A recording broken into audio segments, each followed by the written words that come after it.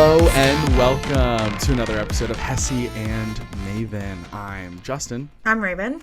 And this week we decided we were just gonna do like a get to know you spectacular. Exactly. Just delve a little deeper. Ask some fun little questions to each other. Obviously we know each other pretty well, brother and sister, siblings. That's kind of goes without saying. However, but I've got some good questions that I don't really know how you're going to answer. Good. So. I also have some questions I'd be curious how you would answer. Yeah. I have an idea of how you might answer. Oh, there's the dogs on cue. They know that we're doing stuff and they want to bother us. Hi, baby. Get ready for some growls from Olive and maybe a little bit of hacking up a lung is the signature noise you may hear. She's like an old smoker. That's lady. Exactly, yeah. If she had a human voice, she would sound like Patty and Selma from The Simpsons. How you doing, darling? I love her. You look beautiful today. So really quick before we get into the questions. Yeah. Right after we record this episode, I am actually leaving to go visit my best friend in Boston. Ooh. And we are going to Salem, Massachusetts. Yeah. And I am very excited. It's my first time there. Ooh, that's fun for you. Yeah. I'm really excited for you. I think you're going to have a great time. Yeah. I'm really excited. I made a list. I made a Word document of all the things that I want to see, like while we're there. Like the Bewitched statue. Classic. Want to see that. Yeah. The Witch House. There's a candy store called Ye Olde Pepper Candy Company. Okay. I want to go there. Yep. There's a store that I followed on Instagram for a long time called The House Witch. Haus. Oh, okay. House Witch.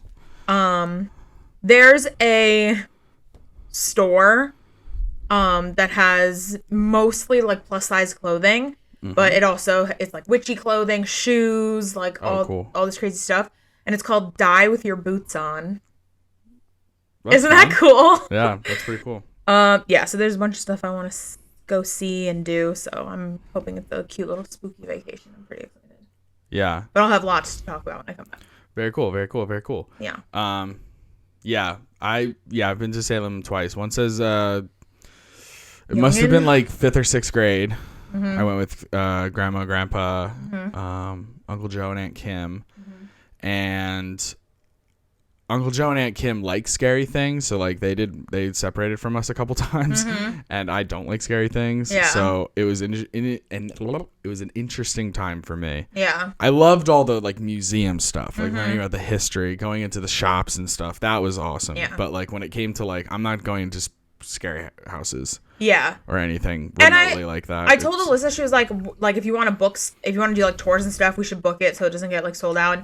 I only booked one thing. It's not really a tour. It was just like tickets to 3 different attractions, like the Salem Wax Witch Museum. Oh, okay. Salem Witch Village, and some Frankenstein's haunted something or other. Yeah. But that's the only thing I booked because I don't really want to like spend the day like trying to be places at a certain time. True. Like trying to wait in lines on a bus to like see the touristy sites. Like I kind of just want to like walk around, pop in and out of shops. Yeah. Kind of see what's there. You know what I mean? I just want to like chill. Totally. So that's the only thing I booked, and then we'll just walk around and see. Yeah. The last time I went was it last year? I think it was maybe last year. Last year I went with my roommate Caitlin, who I hate. Yeah. If you're listening, Caitlin, just shut up. And we went and it was a great time. I mean, we found a really cheap hotel that was super nearby, like a 2-minute, 3-minute drive from like downtown Salem, like where everything is. The drive there sucked. I mean, it's far. Yeah. I don't like long distance driving, so I'm biased on that, but like I love it. I cannot wait to get in the car. Oh no, I have to do some like things before I go. Like I have to get gas and I have to put air in my back tire. Definitely do that. Yeah, for and I have to go to the bank. But after that, I love it. I pop on My Favorite Murder, Dear Hank and John. I just downloaded the podcast of the comedian. I think her name is pronounced Jessica Kirson. Kirson, I think. No idea. She's the one I showed you her TikToks. She's got like big crazy hair. She's Jewish. Oh yes. Okay. Familiar. I didn't know she had a podcast. Every comedian has a podcast, though. But so funny. So I just downloaded her podcast, so I might listen to that a little bit. Yeah. And just like chill. I'm so excited. Yeah. I might get a cute little coffee. I do like stuff like that, like being able to chill for a little bit and like listen to things that When you're with someone, it's also different. Like if you were driving up there with Kate, 1,000,000%. I'm different. driving up with Kate, so like I tried to do a podcast and she was like, "This is boring. Can we put on music?" And like I don't like driving with music on. Unless I have a passenger and I have to. I would so much rather listen to a podcast or an audiobook. And with Kate, it was just impossible because Kate is just fucking Kate. I love you, Kate. Yeah, it's hard. When someone else is in the car, the default is really music. Yeah. And then like you have like conversation that you feel like kind of has to happen. Otherwise, it's awkward silence. Yeah. So I don't like driving long distance with someone else. That I can totally understand. But. Yeah, for sure. There's like this whole thing. And then, I don't know. And like... Give me like a 3-hour drive and I'm like, cool. Especially by myself. I can listen to what I want to listen to, whatever. Once it gets a little bit past 3 hours and it becomes like 5-6 hours, then I'm starting to not like it. It's just a little much. And it depends on the drive too, because like if it's just like, you know, I-95 and you're just going, then by all means. Yeah. But if it's not that and it's something completely different, then I'm hating it. And just real quick, can you do me a favor and just check? Somebody just called me and it showed up on my laptop. Can you just make sure that the thing is still recording? I think so. How do I know? Is the time going up? I don't see any time. I only see a white button in the top right corner, white circle, and then white circle with red square. Oh, then yes, it is. Okay. Perfect. Thank you so much. You're welcome. Okay. And we're back.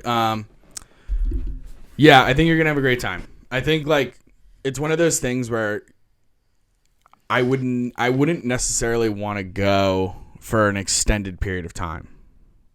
To Salem? Yeah. Okay. Nothing against Salem. I mean like you can pretty much do most of what you want to do in a day. Yeah. You know what I mean? Like by the end of we got to a point where we had done everything we wanted to do.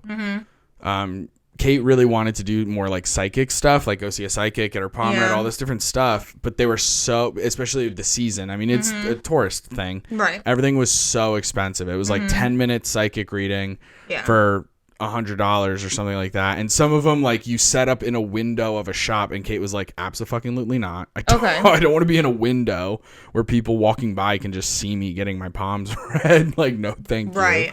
But, you know, whatever. Yeah, I only booked one of those, and it was to get an aura photograph. Right. So they're going to take a picture of me, and it's going to have my aura in it. And then I got the one where they give you a 3-page report on, like, explaining your aura.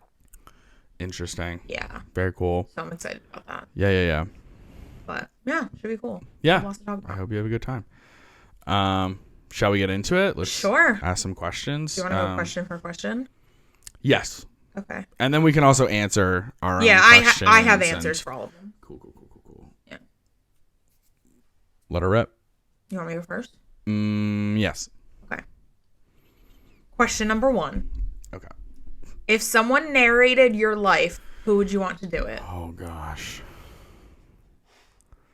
You want to know what I picked? Someone narrated my life. No, because I don't want it to influence me. Okay. If someone narrated my life, who would I want it to be? Who would I want it to be? It's oh, man. This is hard. There's a lot of good possibilities. There's so many good possibilities. I'm currently tied between 2 people, specifically because I've listened to them do audiobooks and I like their voices and stuff. I'm tied between Andy Serkis. He is an actor and most notably known for his role as Gollum and Smeagol from Lord of the Rings. But he also does a million of other things.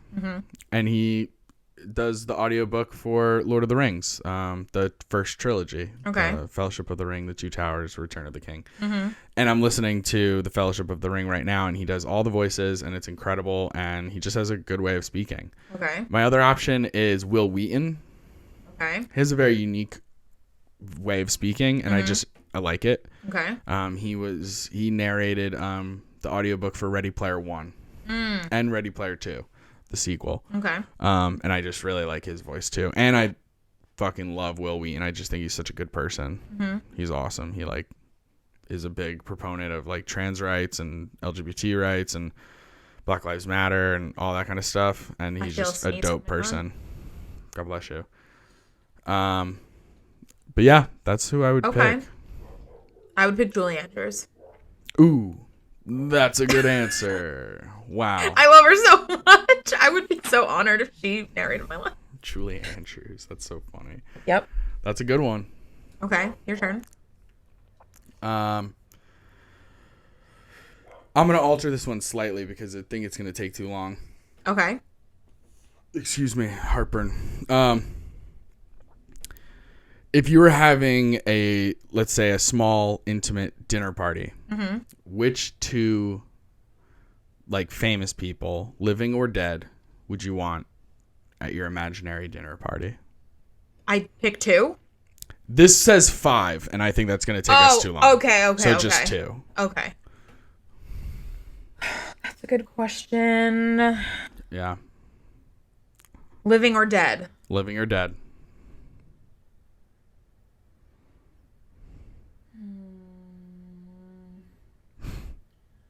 I think I would pick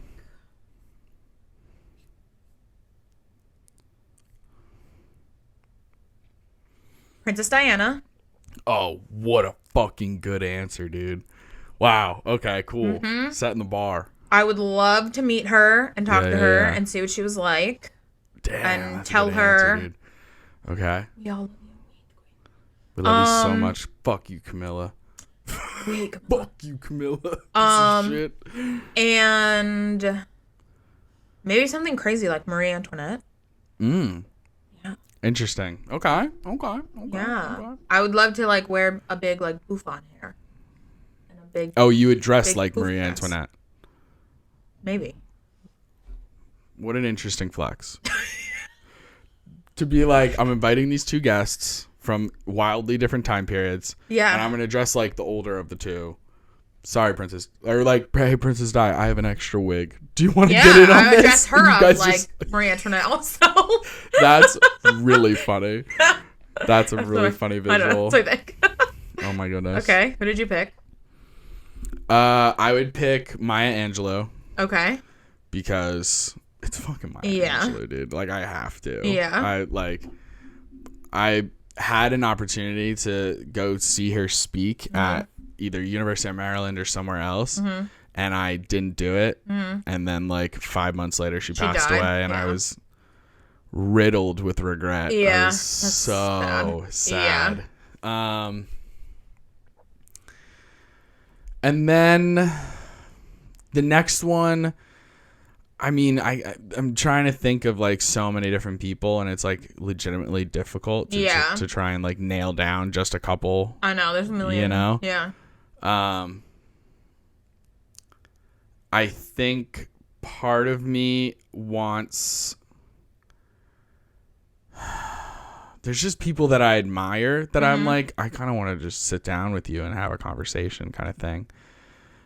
But then also there's the part of me that's like, is that going to be a really fun dinner party though? Like I'm having these like really deep people come. Yeah. Like you want to have a fun dinner party. Yeah. Like, like the idea of having Maya Angelou and then like Trixie Mattel. Yeah. Is like really funny to me. Yeah. That would be fun.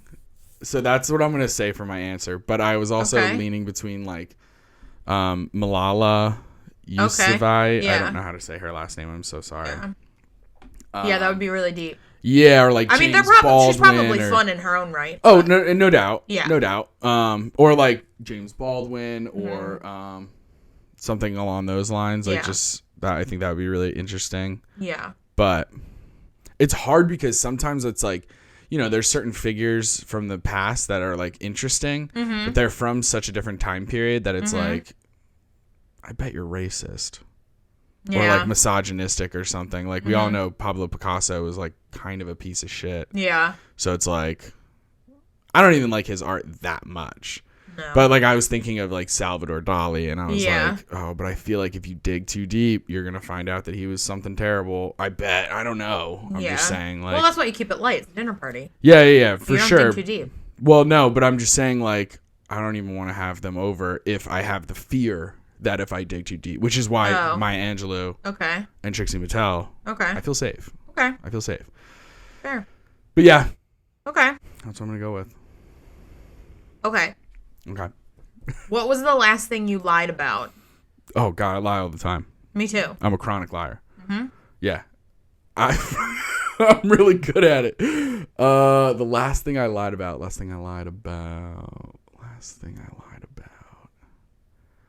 Gosh, I don't know. The last thing I lied about was when Star, my boss, asked me if I had studied for my PTCB, my pharmacy technician certificate exam, and I said yes.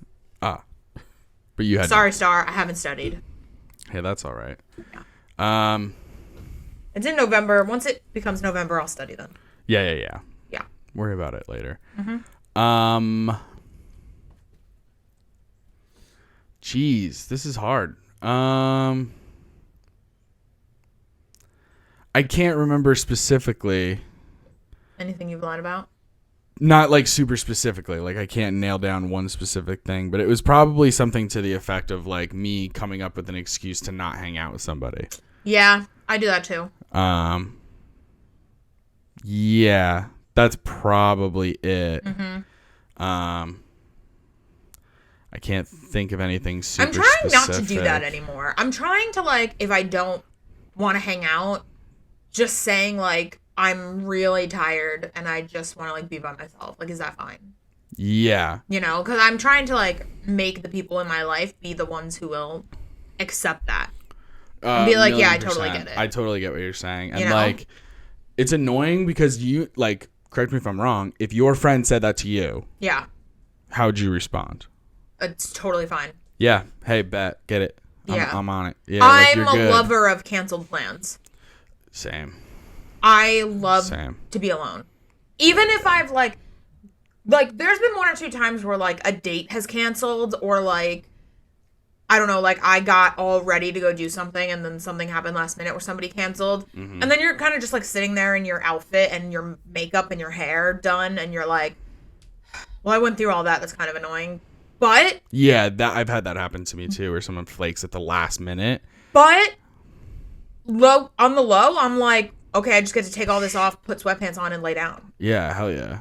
I'm not that mad. I'll take one or two selfies, call it a day. Yeah, exactly. That's what I do. I take one or two selfies, and then you're not gonna let it go 100% to waste. Yeah, you're like, all right, let me at least show the world what I was working with. And then that's it. Or like.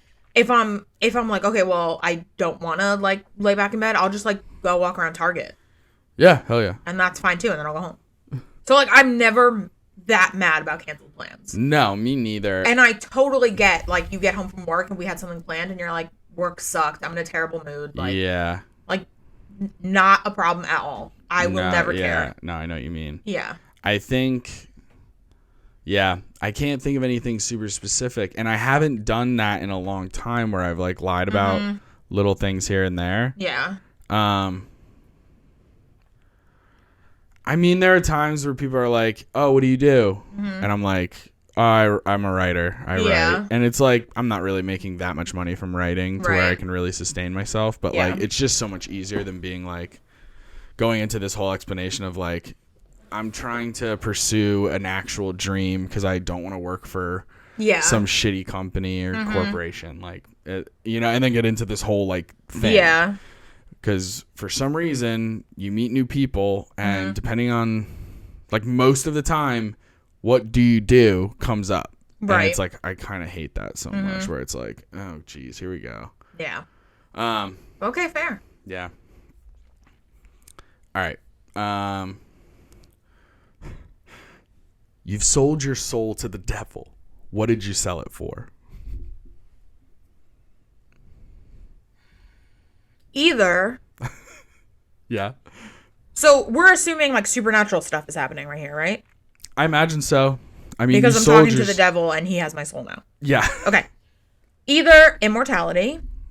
Mm. So like can't die. Right. Or the ability to shapeshift.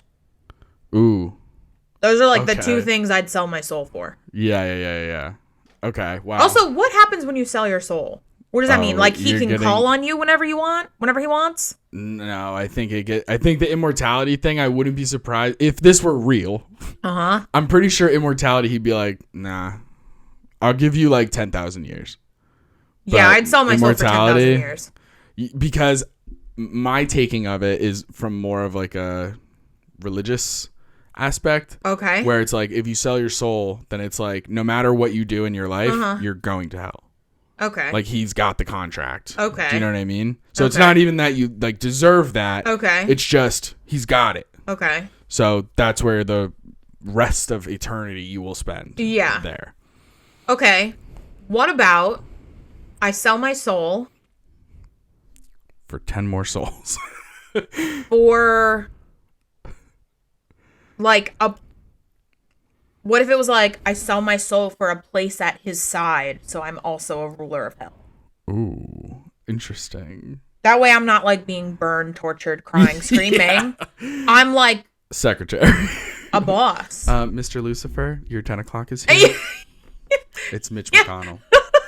That turkey neck finally fucking passed. Oh my god, I can't wait till he dies. Seriously. But like what if it's for that? I don't know. I mean, hey, these are weird hypotheticals. That I'd probably do. There aren't like serious rules of this shit. So yeah, but I'd probably do like for 10,000 years of life or something like that. Yeah.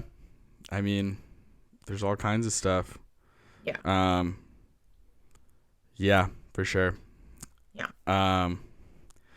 For me, yeah, man, I don't even know because I wasn't even thinking supernatural, even though the question kind of lends itself to sort of, supernatural-ish. Yeah. Mm-hmm.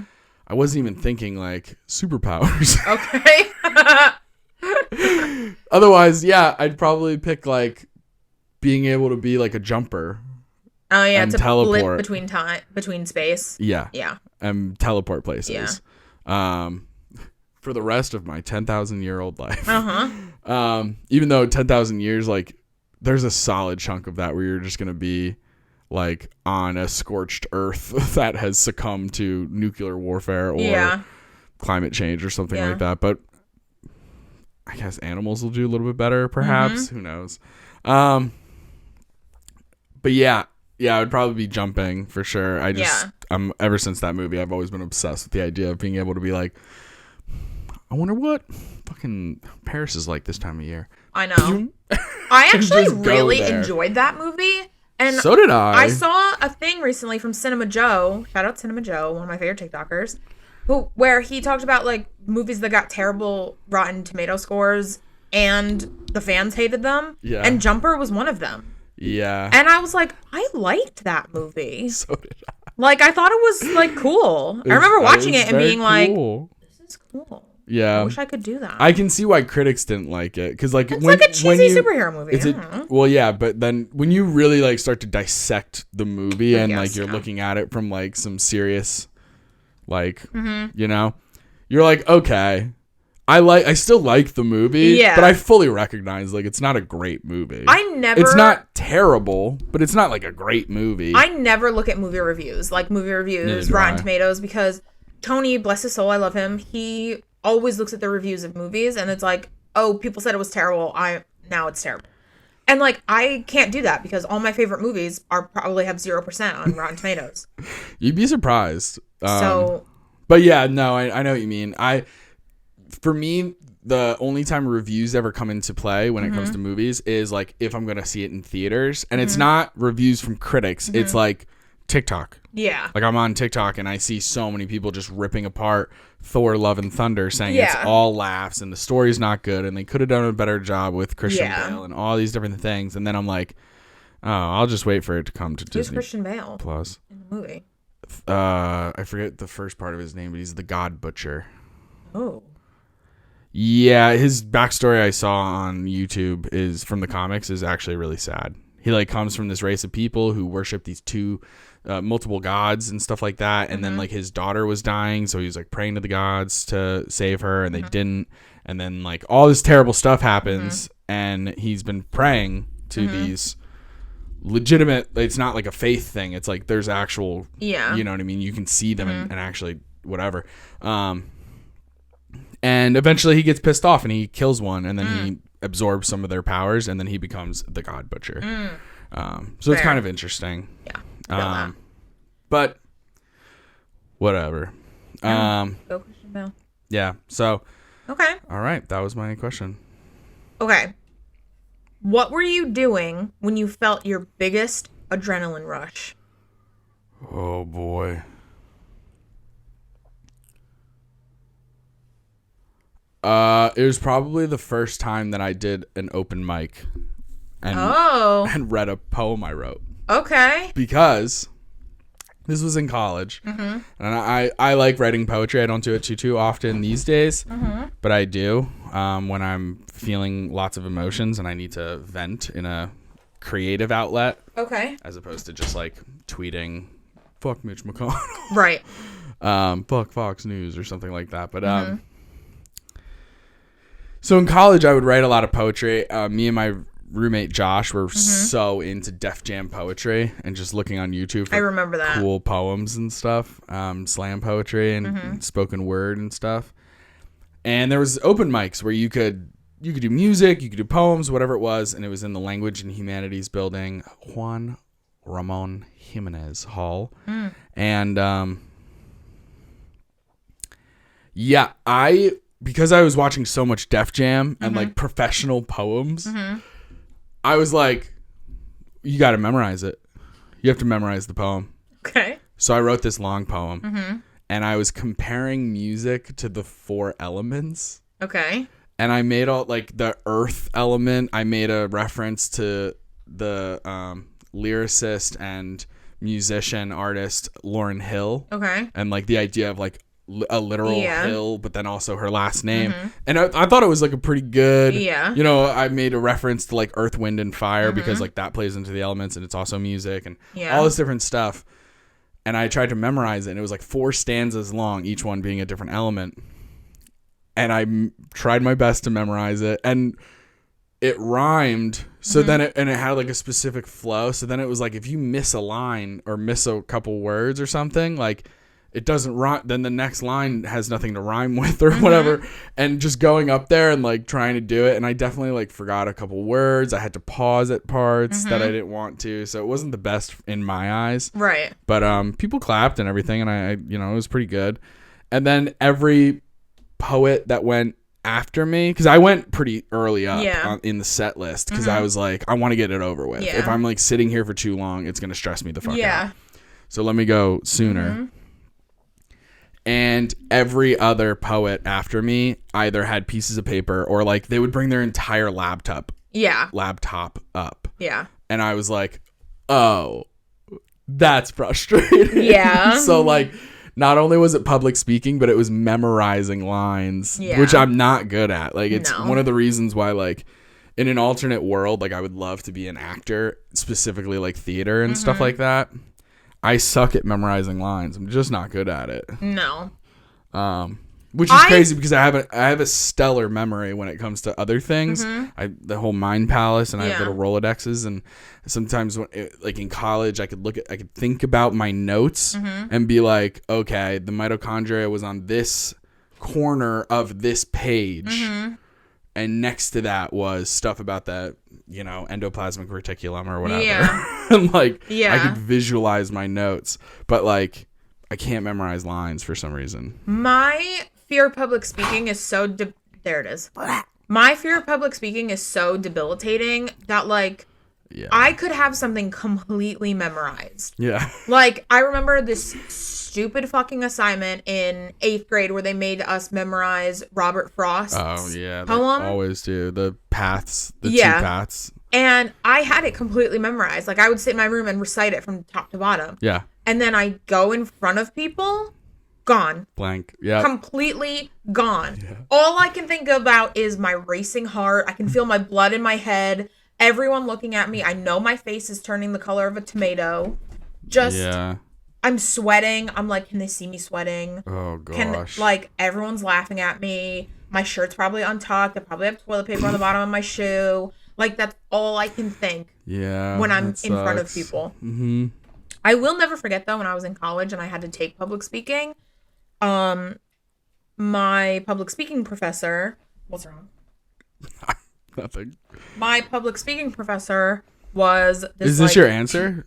Like, for your most adrenaline moment? Or no. You have a different answer? Okay. I have a completely different answer.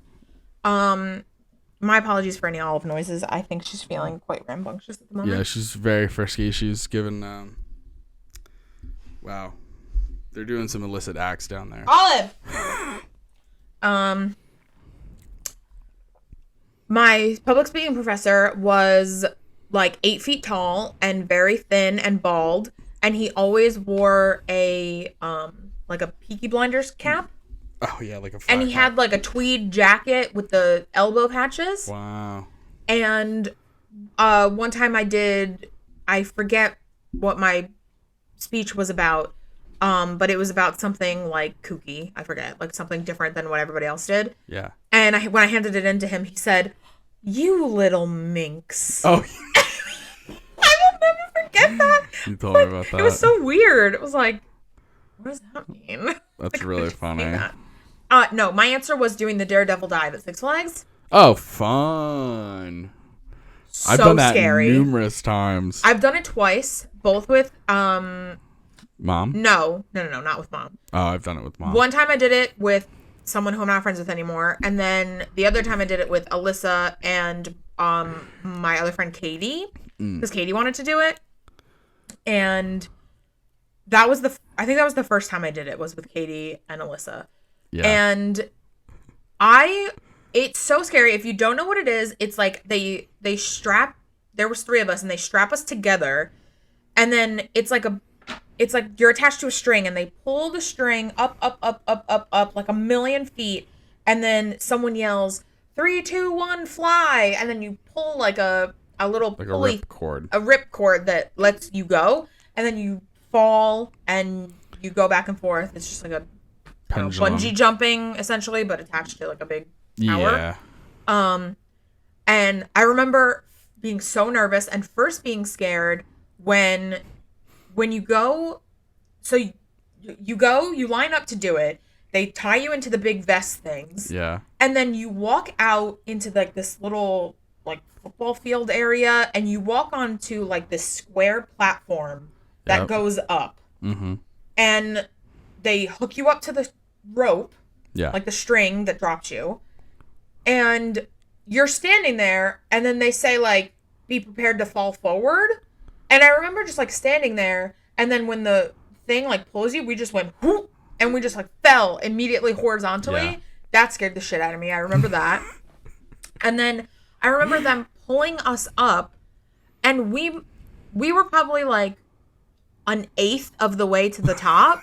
And I thought, there's no way I could possibly go higher than this. Yeah, this is the highest I've ever been. This is the highest I've ever been.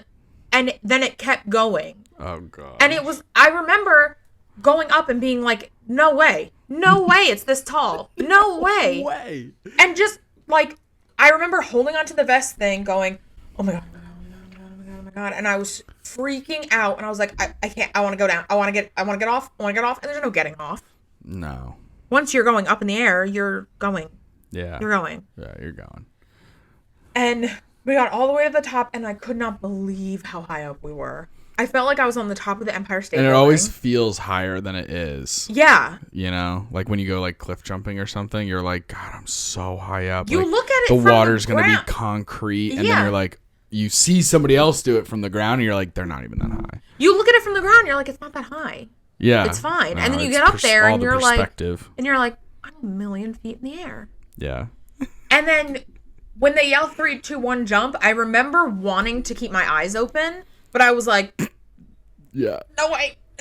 I was like, no, I can't. I clamped my eyes shut. And then once we fell the first time, then I opened my eyes.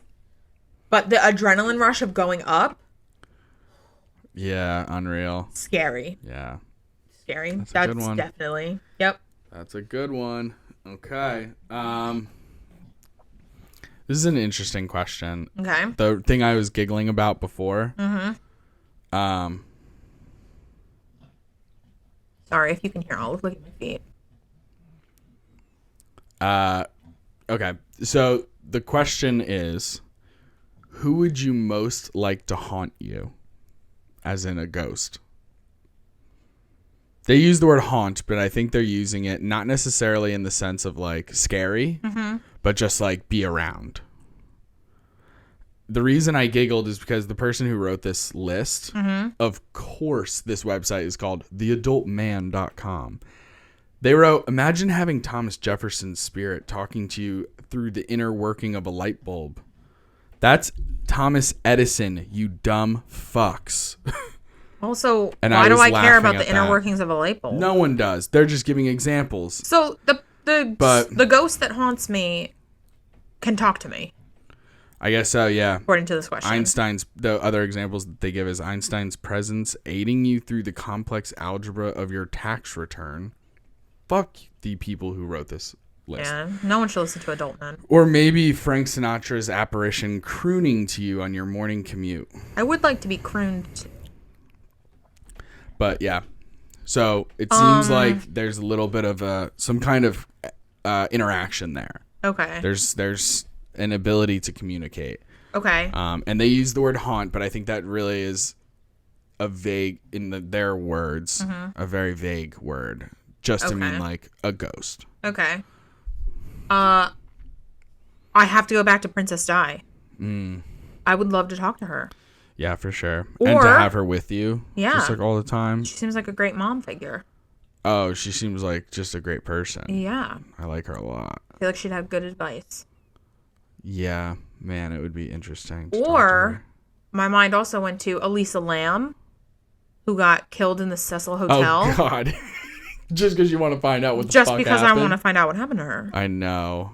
Man, I watched the whole documentary on that. I told you, and it was just like, what the fuck, man? Yeah. And it's so annoying because there's no answers. No, I hate that. I hate when there's no answers. That's why I don't understand how... I mean, I've watched the episodes with you. They are compelling. Unsolved Mysteries. And they're interesting to watch. Yeah. I know. And some of them aren't, like, they're unsolved in the sense of almost more like from a legal standpoint, where you're like, oh, we know who did it. Yeah. I secretly watch those in the hopes that, like, someone that they'll show and they're like, this person's been missing for 30 years. We'll be like, know them? We'll be like someone that comes to the pharmacy, and I'll be like, oh my God, that's Nan Bland. That's Nan Bland. I talked to her at the pharmacy, and then I can call the number and like be the hero. Yeah, that would be nice. That would be nice. And it is crazy because like I've watched a documentary that was about a heist where they stole an armored car in Las Vegas that's supposed to go to like casinos and re-up their ATMs and stuff. And this woman and the guy steal the money. She was working for the armored truck company for a while. As the two guard guys are bringing in the bags of money, it's a particular casino that has so many ATMs that it takes them like 20 minutes. Okay. So she had plenty of time. And like she drops them off at one point and she's supposed to pick them up at a different point. So she's supposed to drive away. Okay. And then she drove away, went somewhere completely different. They put all the money into a different thing. They eventually escape. Yeah. Long story short. And they were escaped. They were gone for years. And that ended up on an episode of Unsolved Mysteries. Yeah. So that was kind of cool because in the documentary you see Unsolved Mysteries, but it's like not the brand new Netflix version that it looks a little bit better and stuff. It was like the old one. Yeah. But it was still really cool. I was like, oh shit, they solved it. Netflix, I don't know if it's still on there, but they used to have a show on there that was definitely from early 2000s, late 90s called Forensic Files. Yep. And I watched it for a while. Like, I was binging it. Yeah. It was very early 2000s, late 90s. Like, the vibe. Like, you could tell. Big time. But it was good. It was still a good show. That show reminds me of all the things that are, like, imagine you get, like, brutally murdered, and then 20 years later, you're an episode of Forensic Files, and some 20-something girl sees your episode and goes, ugh, that's boring. Go to the next one. And like that. That is Forensic Files. Because some episodes I'm like, well, that's like, the husband did it. I don't care. Go to the next one. I think I sent you like a TikTok or a meme or something like that where it was like me 20 years ago brutally murdered, and then it was like two middle-aged women doing a podcast being like, "Hey, murder muffins, this episode is extra spoopy." Yep. I was like dying. Yes. Laughing at that. It's accurate. Oh my god. Okay, so who would I most like to haunt me? What an interesting question. I mean, yeah, it needs to be somebody that I want to have like conversations with and kind of talk to. Anthony Bourdain. That's a good one. Anthony Bourdain. Yeah. Just to have him with me. That's and a really good one. Helping me cook, I guess. Yeah, but also just like being really cultured. Yeah. Yeah, he seems like a really great person. I mean, like, who knows what he was like personally, right. But he seemed good. I mean, I think some of this stuff you can't fake, like the idea of him going to all these different countries and like being invited into people's homes and like that level of hospitality and stuff like that. I don't think you can fake that too much. Yeah. So that's who I would pick. Can I just say something really crazy? Mm-hmm. Before I came up here, I watched a TikTok from Rhett and Link. Yes. And they had Seth Green on as a guest. Have you seen this? Yeah. And he tells a story about Bill Murray. Yeah. He tells this story, if you haven't seen it, when he was like 9, when he met Bill Murray, he was sitting on the arm of a couch. I forget if they were being filmed, they were in the same movie or something. Yeah, I don't really know the context. But he was sitting on the arm of the couch, and Bill Murray came over to him and was like, "This is my seat. Like, you have to move." And Seth Green was like, I'm on the arm of the couch. Like, there's a whole empty couch that nobody's sitting on. And Bill Murray was like, you have to, like, get up. And he said, like, someone said to him, like, hey, it's Bill Murray. Maybe you should move. Dumb. And he remembers... His mom, I think, said yeah, he remembers being like, you're really going to make a 9-year-old move off the arm of this couch because you want the whole couch to yourself? Yeah. And he says Bill Murray picked him up by the ankles, hung him over a trash can, and said, trash goes in the trash can. Yeah. And like and he was like flailing around. Yeah. He accidentally hits Bill Murray in the nuts. Yep. Bill Murray lets go because he just got hit in the nuts. Yeah. And he's in the trash can. And then he goes and hides. Falls over. He goes and hides under the table in his like dressing room. And Eddie Murphy and some other guy come in and are like, hey, like everyone knows Bill's like a dick.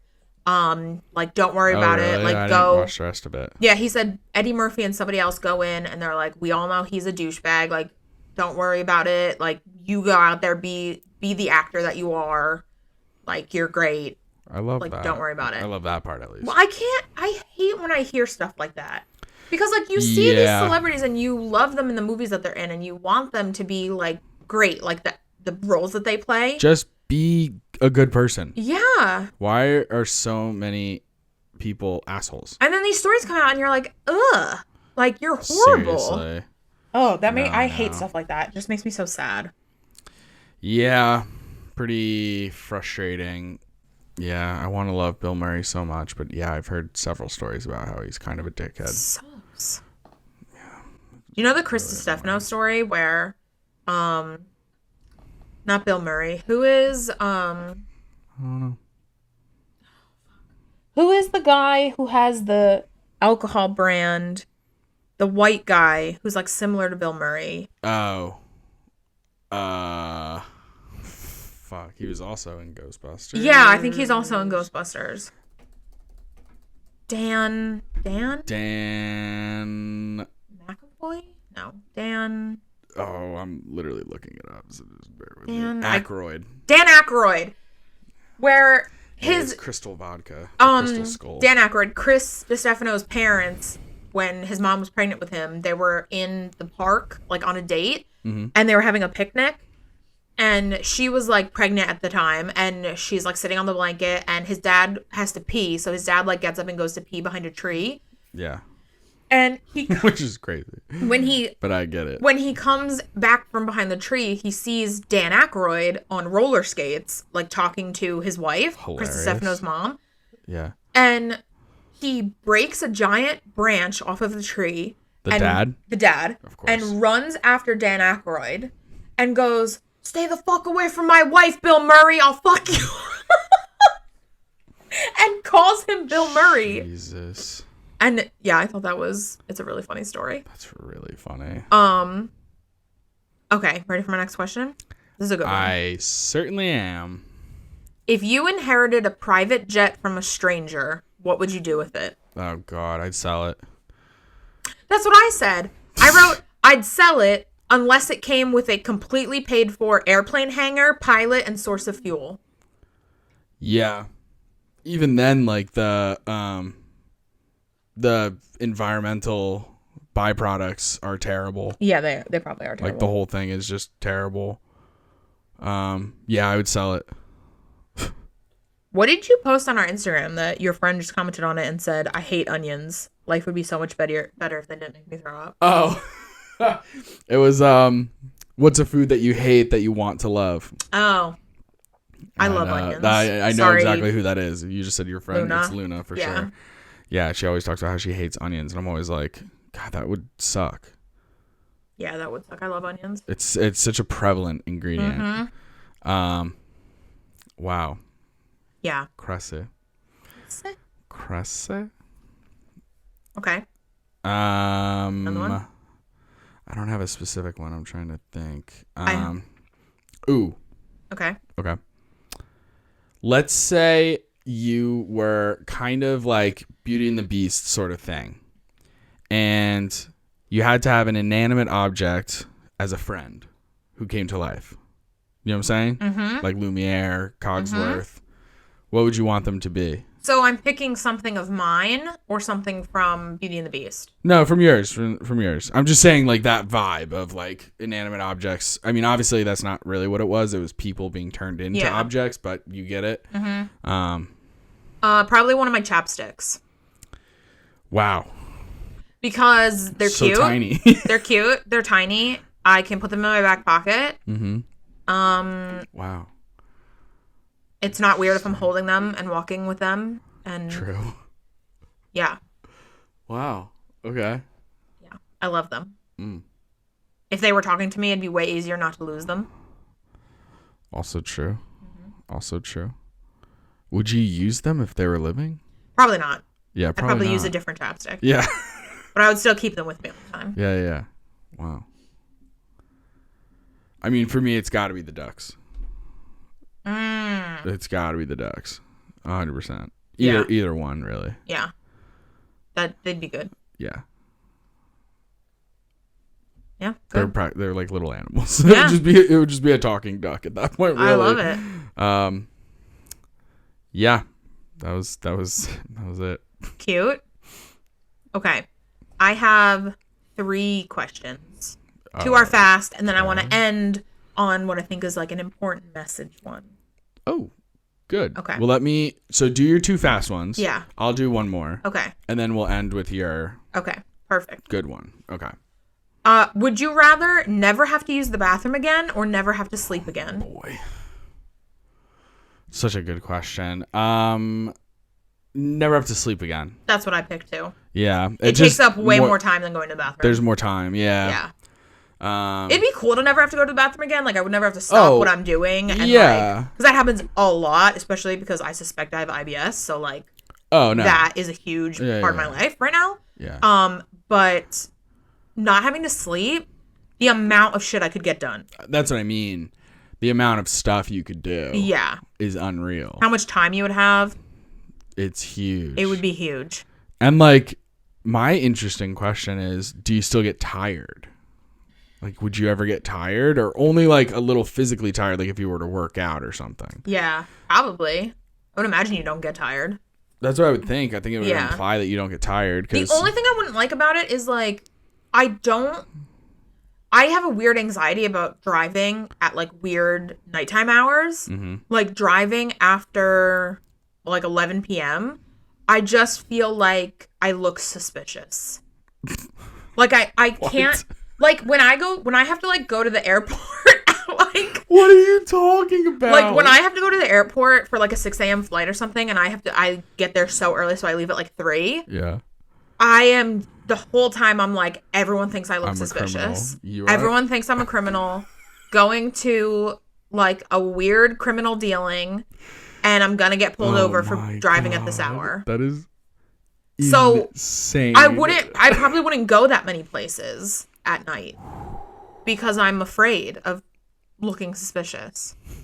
But I would get a lot done in my house, I suppose. Yeah. Yeah. Okay. My next question is, what is a product, and don't say something boring like your phone or your laptop, that you cannot live without?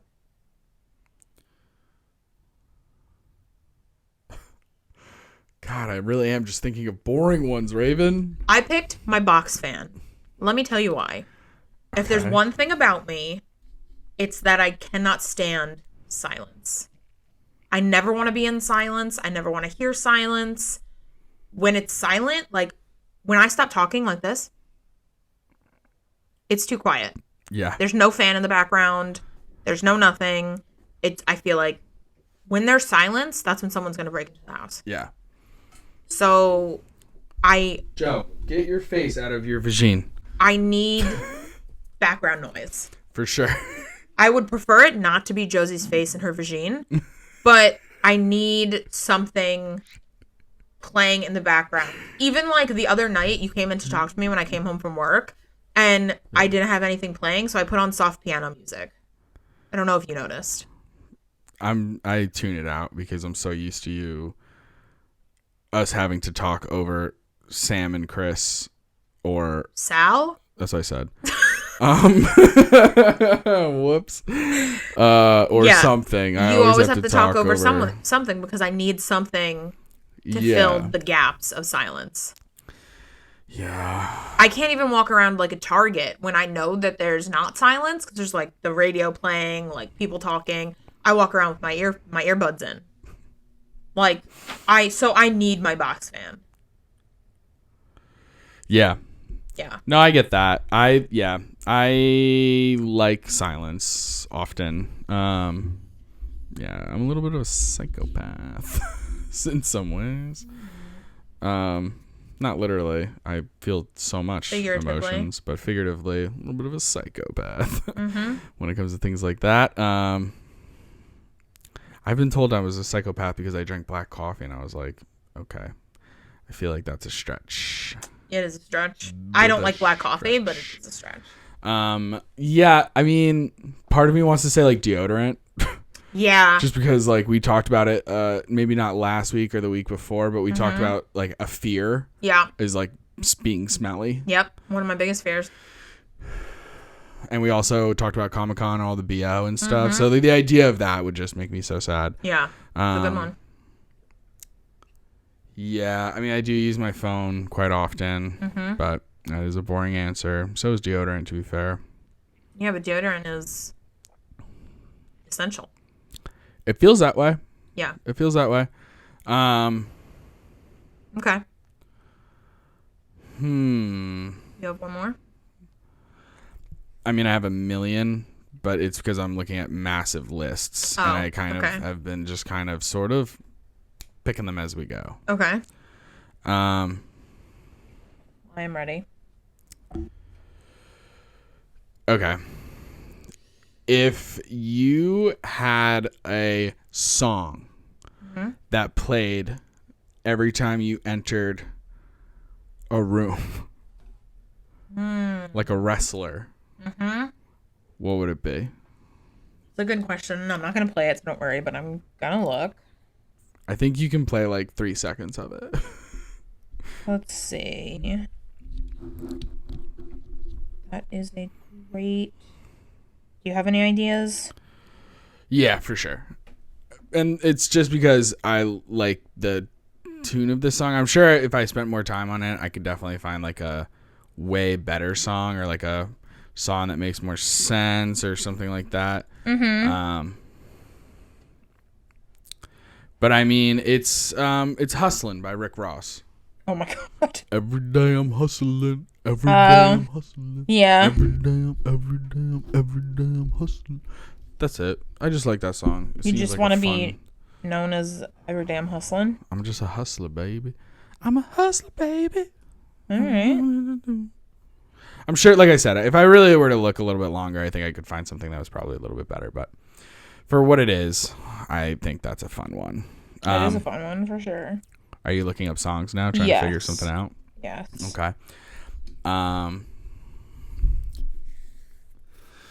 Some of these questions are interesting, but also like it gets into some politics. Like I'm just like looking at questions. I typed in fun hypothetical questions, but some of these are like not that fun. Like, which laws would you abolish if you could, and what laws would you create? And it's like, it's too hard. We really want to get into this? Yeah.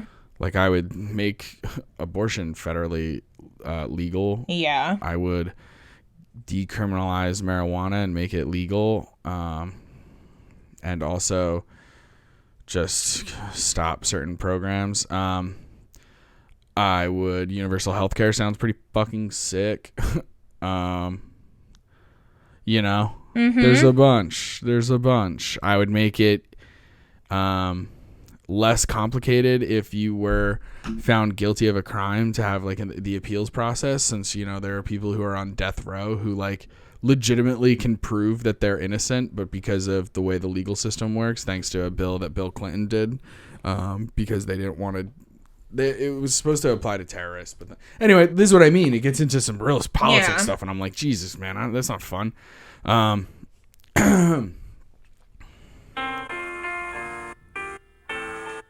Christmas song? Goodness gracious, Raven. I knew you were gonna pick some weird shit. Wow. Okay. That's what would play a soft.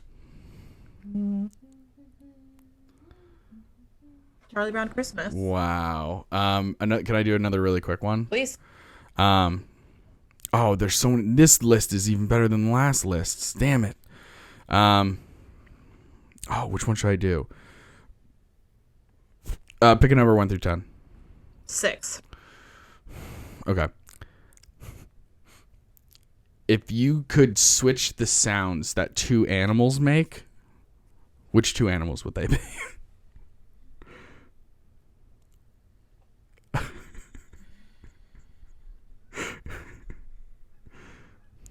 I would switch a tiger and a pigeon. Oh, yeah. Yeah. Our brains are weirdly similar. Because you know what I was going to do? A kookaburra and a bear. It's good. Yeah, a kookaburra. So it'd be like the kookaburra laughing thing, but that would be coming out of a grizzly bear.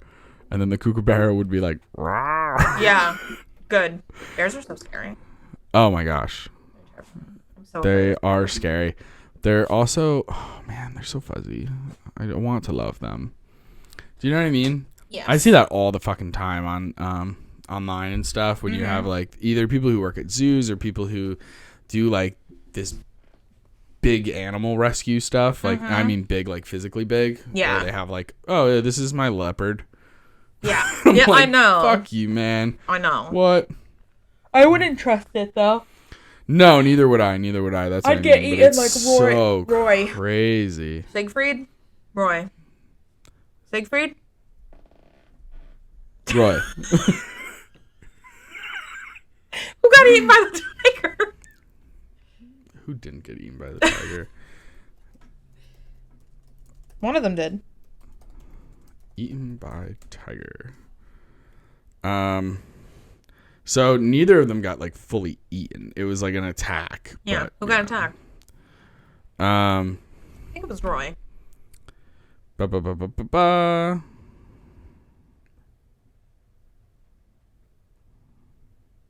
our dad is listening to this, he's screaming. He knows.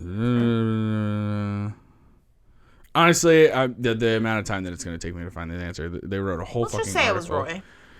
Siegfried? Yeah. Okay.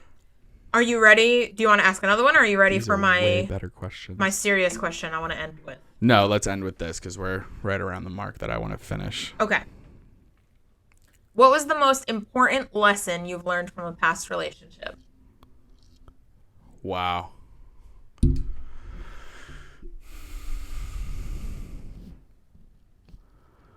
I have an answer if you want to think on it. No, because I want to listen to your answer. Okay. And if I'm thinking, I won't be able to do that. Okay.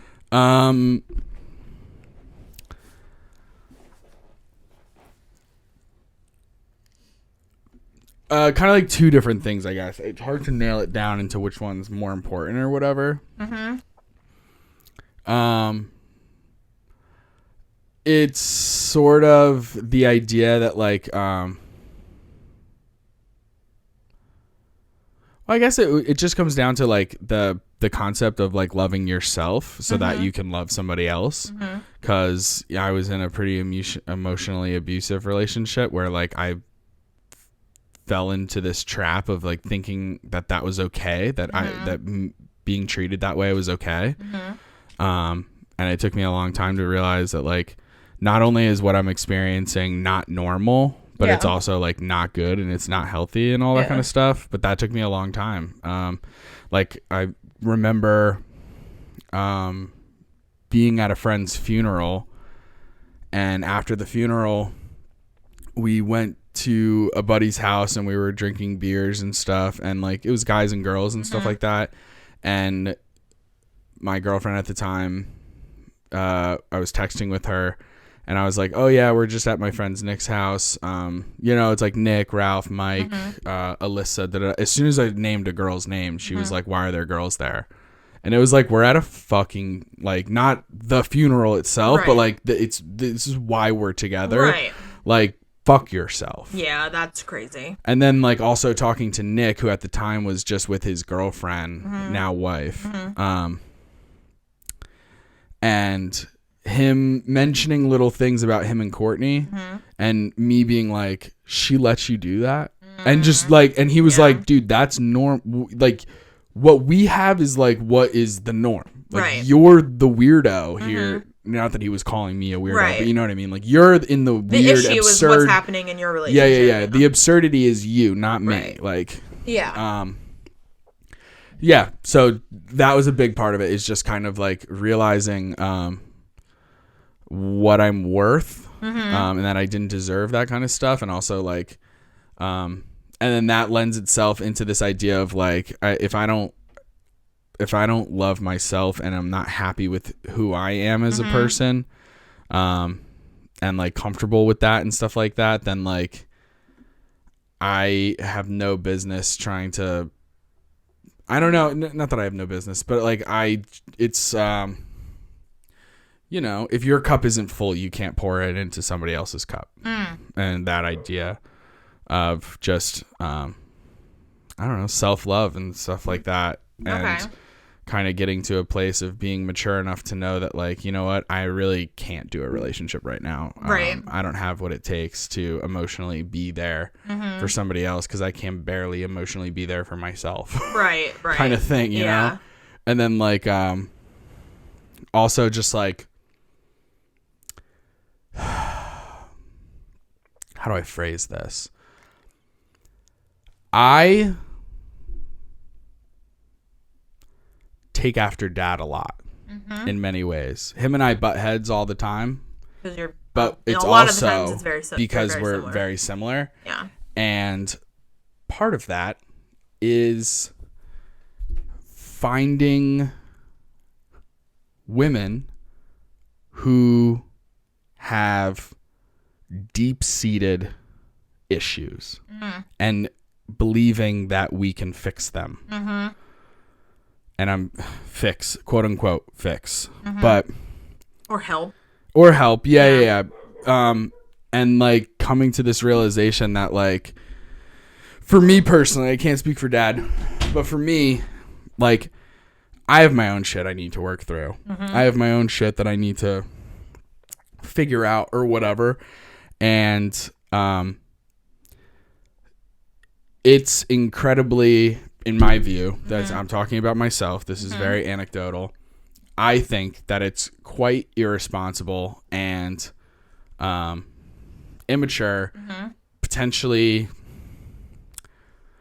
like, it's self-destructive to take what I already have my own issues, that blah blah blah blah, and then to start dating somebody who has their own stuff that they're not working through. And now we're just creating this perfect storm of like serious deep-seated issues. Yeah. And it's like, what are we doing here? Right. And now we're just like two train wrecks trying to make it work. Yeah. When not both of us don't have our shit together.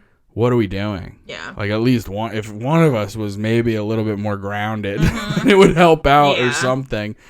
And then it's hard because then it's like, I always feel like, I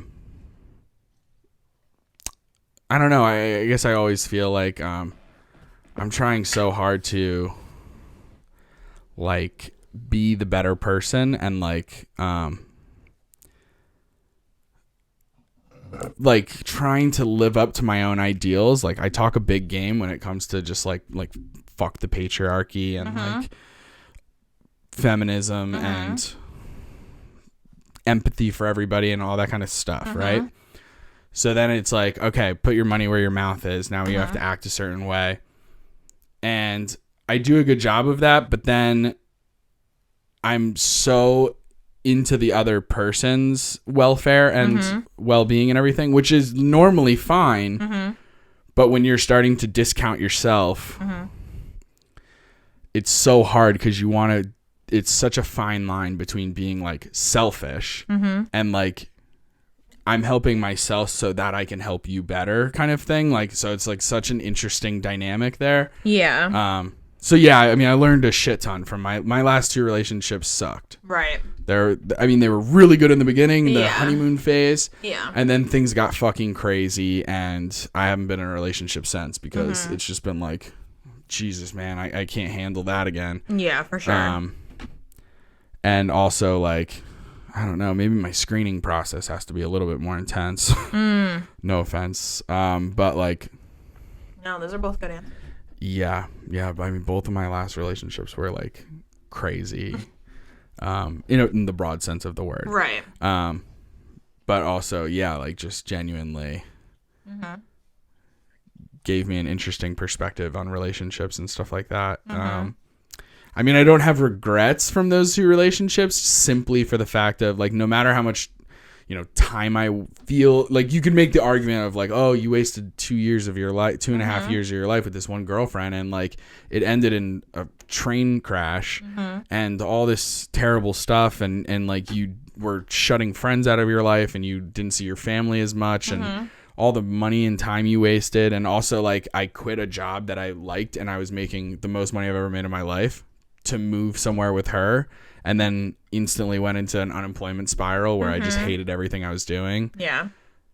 Yeah, that sucks. Yeah. But there's nothing I can do about it. Yeah. Time travel doesn't exist as it stands.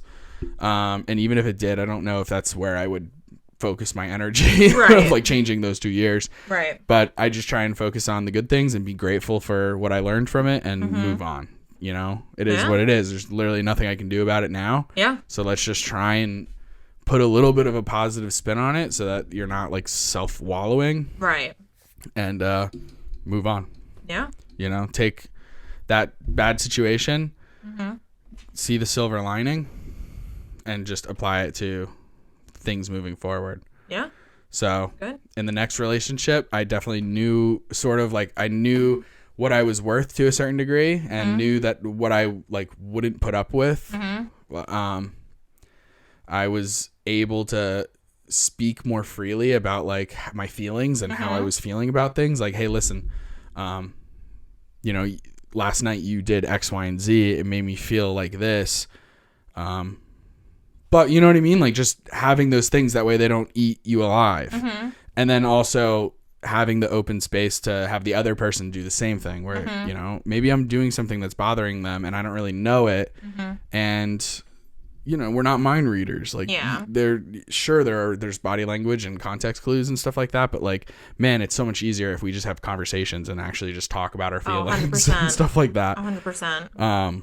Yeah, like I listen to a podcast sometimes, not often, or not anymore really. But Tim Ferriss, this guy he wrote the 4-Hour Work Week and stuff like that, and he does a really popular podcast where he interviews big people.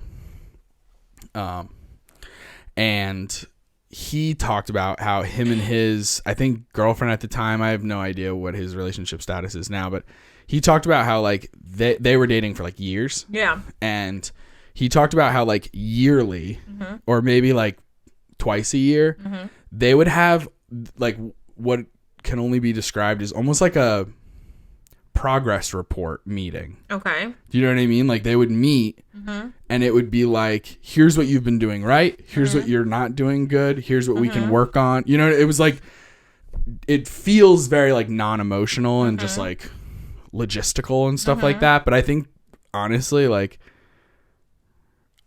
I think it's a decent idea. Once a year, you said? I think it was once a year, but I could be wrong. It could have been like twice a year or 3 times a year. I forget this. It's just interesting because I feel like if my partner did something that like I wanted them to do differently or that upset me in any way. These were like big picture just things like, too. Are you just like sitting on it until no. the progress report? Like, No. You're like, oh, I'll remember that. That's what I mean. Fucking dishes, you piece of shit. You know, I would want to... That doesn't need to soak for that long. No. I would want to address it as it happens. Of course. I think this was like way bigger picture things. Okay. Like, this isn't like the time where you're like, on October 12th, I asked you to take the garbage out, and you rolled your fucking eyes at me. It's like, hey, how are we feeling about having kids? Where are we on the spectrum? Yeah. Okay. Stuff like that. Like real big picture stuff. Fair. Or like, hey, listen, in the last like 6 months, you've been spending way more time on work and I'm starting to feel a little neglected. Okay. You know what I mean? Like big picture stuff. Okay. But I think that's a good idea. I think that's a good idea to have check-ins. Yeah. And like be like, hey, listen, how is everything? How are we? Are we good? Yeah. Anyway. Sorry, that answer took a long time. That was a good question. It's a good answer. Thanks. Yeah. I had to take off my cardigan. I was starting to sweat. I can't believe because I am freezing right now. Yeah. I am so cold. Yeah, my answer, I just wrote something that I feel so strongly about is don't ever allow someone to make you feel like you're hard to love. Oof. It's something I try to carry with me all the time. Like, not even just through with, like, romantic relationships, but through platonic relationships also. Mm-hmm. Like, because I haven't been in an actual relationship since high school. And I was in one relationship on and off from freshman year to senior year. And it obviously was high school. So, like, you're, like, 14 through 17. So it's, like, essentially, like, not even real. But it was 4 years of me being like, oh, can we do this thing with my friend? Oh, can we go to this event? Oh, can I go with you to this event? Or can we do this? Can we do that? And it was just like, no. Like, why would we do that? Like, I don't want to do that. I don't want you to come. Like, it's my friends. I don't want to do that. It was 4 years of that. And me being like, oh, okay, I guess. Yeah. Or me saying like, hey, this type of thing bothers me, and him being like, oh, that would only bother you if you were fucking crazy. So, ooh, the gaslighting is unreal. Don't be crazy, and that won't bother you. And it was just 4 years of that, and it just made me feel like it was 4 years of me being like, am I unreasonable? Like, maybe I'm unreasonable. Maybe I'm expecting. No, you're like, being gaslit. You're starting to get into it. Yeah, fuck, man. And after that relationship, I remember, like, when I was going to college and we had this, like, emotional talk about, like, me being like, I'm not carrying you with me to college. Yeah. Like, I am going to college alone and meeting new people, meeting new friends, experiencing new things. And I'm not carrying this weight because that's what it was. It was like, it was like that thing where you have, like, a ball chained to your ankle. That's what it was. Yep. And I was like, I'm not. And I remember he cried and me being like, oh, well. Oh, well. Ugly cry face, by the way. Yeah. But, and that's the lesson I took from that relationship is that it's probably part of the reason I haven't been in a relationship since, because I never want to feel like it's like I'm hard to love. Like I'm unreasonable. I'm making all these requests. Like, I want someone who's like on board with whatever it is going on in my life. Like, you're on board to meet my best friend. You're on board to go on weekend trips or go do this, hang out with my family, or have me over to meet your family, or like, I'm never again gonna settle for the like, oh, like, do you want to come over this weekend? My parents won't be there. Oh, like, do you not want me to meet your parents? Not really. Like, get the fuck out of here. Never again. Yeah. So that was like the big lesson that I still carry with me. Like, yeah, for sure. And I'm so picky about the humans I interact with, probably to a fault, but like, I think it's just because I'm so happy being by myself. Like, I'm so content being alone and being in my own space. And when I lived alone, it was like the thought of bringing someone else into my house and like their crap and their decor and their quirks and their everything being in my house. I was just so like, Preach. no one can beat no one can beat how much I love being alone. Yeah. Like, so I really think once I meet someone where I think I would rather be with them than be alone, that'll be the person. Yeah. Because I just love my own company so much. Yeah, for sure. You know? Yeah. And like, you know, times are changing. Like things evolve, things move around and stuff. So it's like, I think sometimes it's okay. Like, I remember when I was younger, the idea of like sleeping in the bed next to each other. Yeah. I was like, you have to cuddle. Like, you have to be up on each other and like be cuddling. And I run hot. Me too. So I'm like, fuck that. Yep. No, and we're then back to back. Getting into later relationships, being more mature and being like, okay, we'll cuddle for a little bit, watch a TV show, no problem, blah, blah, blah, blah. Yeah. Okay, time to sleep. Turn over, back to back. Don't touch me. Yeah. Yeah. I can't tell you how miserable it is being stuck on your back with your arm under somebody and just being like, this is my life now. Yep. I can't go to sleep like this. My arm is dead. Yep. Like, no. Yep. No. And like, sometimes it's just like, hey, that's okay. It's okay for us to have like a little bit of alone time. Right. That's the other thing too, is I, like, just like you, I'm fiercely independent. Yeah. I refuse to have this like codependency where we're joined at the hip. Yeah. That's just not me. Like, I'm sorry, man. Yeah. I like, I'm all for like, of course, like spending time together and all this different stuff. Sure. And like being a unit together in a partnership. I'm all for that. But like, I still am an individual person. Yeah. You know, and like, I don't want to lose that individuality and still have like some fucking alone time to do things. Like, I don't need you to like every single thing I do. Right. I'm not going to like all your things. You like watching fucking, I don't know, The Bachelor? Good for you. Yeah. I don't want to watch that show. Yeah. So you go watch it. Yeah. Don't be mad that I don't want to watch it. Yeah. Like, that's okay. We can have differences. Sure. But anyway, I mean, yeah, it's been so freaking long. And I think it's like, part of it is just like, man, just going through dating sucks. Just meeting people, doing things on fucking apps or whatever, and going out to first dates and stuff, which I kind of like going on first dates because I'm good at that. I'm good at interviews and stuff, so, which is basically what a fucking first date is. Good point, Olive. But yeah. Great point, Olive. Yeah, I mean, that's... Oh, she's about to start crying. That's really it. All right, gang. That is going to be it for this week. Thank you to Die Young for our intro and outro song. Remember, we have an email. Please send us in if any of these questions strike your fancy. Answer the question. Tell us your answers. Tell us your answers, and we will talk about them. Obviously, if you want us to talk about them, that's why you would send the email, obviously. But anyway, yeah, any questions that you're really interested in, definitely send us an email, hessyandmaven@gmail.com. Also, we have a TikTok and an Instagram at Hessy and Maven. And then we also have a YouTube. But this laptop is giving me lots of issues when it comes to editing these videos. They're very long, over an hour long. I have an external hard drive. I'm doing my best, gang. So like, if anyone has any tips on uploading videos to YouTube, and like some of it is just like, I I don't have the money for extra things. So like I'm not going to be buying a different editing software. I'm not going to be buying certain things, you know. I'm working within the parameters that I have at the moment. I have a nice MacBook, an external hard drive with over a terabyte. I'm trying the best that I can. So the videos come out after, like the video versions on YouTube come out after the audio podcast versions. That's how that's always going to be. I would like for them to come out. We have new episodes on the podcast every Tuesday morning. I would like the videos to come out either Wednesday or Thursday. Right. We're recording this on Friday. The video version has not come out. It is currently at 67%.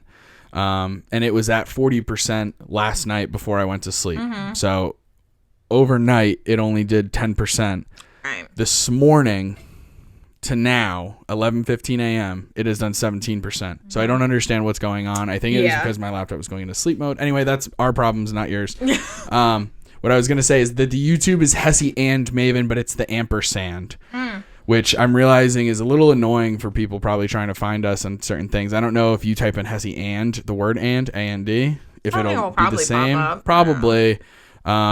A lot of our logos and stuff like that are bright yellow, so that should help you figure it out. But yeah, the Comic-Con episode will be posting. It should be posted by now when this episode comes out, actually. So definitely check up on that because they're very fun. They're a lot of fun. You can put us on in the background when you're doing something. You know what I mean? So definitely check that out. We would really appreciate all the love and support. Tell your friends about it. Tell your friends to get involved and hit us up with their questions, their topics, their stories, whatever it may be. We are listening. All right? Well, thanks again for listening to another episode of Hessy and Maven. Please tune in next week where we talk about something else. Bye. Bye.